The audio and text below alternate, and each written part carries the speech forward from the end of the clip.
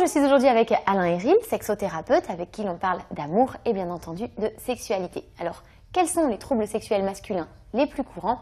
Le point avec Alain Héril.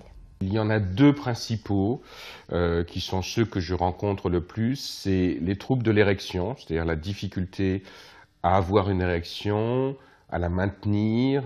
Et le deuxième trouble qui se rencontre le plus souvent, c'est l'éjaculation précoce. L'éjaculation précoce, d'un point de vue purement descriptif, c'est un homme qui va avoir une érection et qui, au moment où il pénètre sa partenaire, va éjaculer. Mais c'est vraiment au moment où il pénètre sa partenaire. C'est-à-dire un éjaculateur précoce, dès qu'il a pénétré sa partenaire, il éjacule 30 secondes après. Après la difficulté d'érection, ce sont des hommes qui vont soit avoir une érection au moment de l'excitation sexuelle et puis qui vont perdre cette érection ensuite, ou soit des hommes qui vont être excités sexuellement dans leur tête, c'est-à-dire que le désir est dans leur tête, ils ont envie de faire l'amour, ils désirent leur partenaire, mais le corps ne suit pas. C'est-à-dire qu'il n'y a pas d'érection.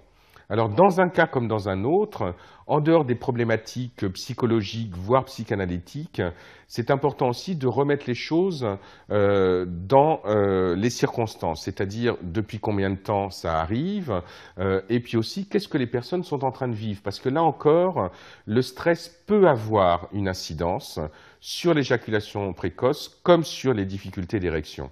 Par rapport à ces problématiques-là que peuvent rencontrer les hommes, ce qui est important, c'est que les compagnes n'aient pas soit une attitude qui est une attitude de faire comme si ça n'existait pas, c'est-à-dire vraiment de banaliser les choses, ou de ne pas trop dramatiser non plus. C'est-à-dire qu'il faut trouver une attitude qui soit entre les deux.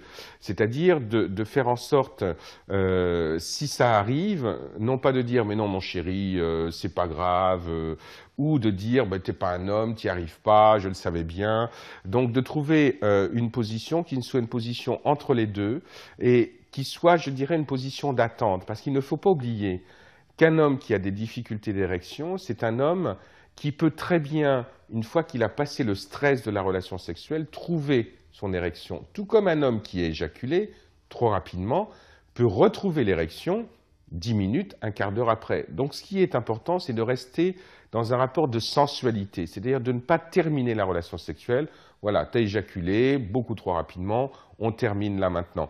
Non, de rester dans quelque chose qui est de l'ordre du sensuel, qui est de l'ordre de la caresse, qui est de l'ordre de l'atmosphère érotique, parce que ça peut aider les hommes à retrouver leur érection un petit peu plus tard, pourvu que la partenaire reste encore dans une sollicitation érotique, et non pas dans une sollicitation directement sexuelle, mais dans une atmosphère érotique. Parfois, lorsqu'il y a des difficultés d'érection ou des problèmes d'éjaculation précoce, ça peut être intéressant d'expérimenter des relations sexuelles où on n'est que dans la caresse, où on n'est que dans une certaine écoute de l'un par rapport à l'autre sur le terrain de la sexualité, sans qu'il y ait obligatoirement de pénétration.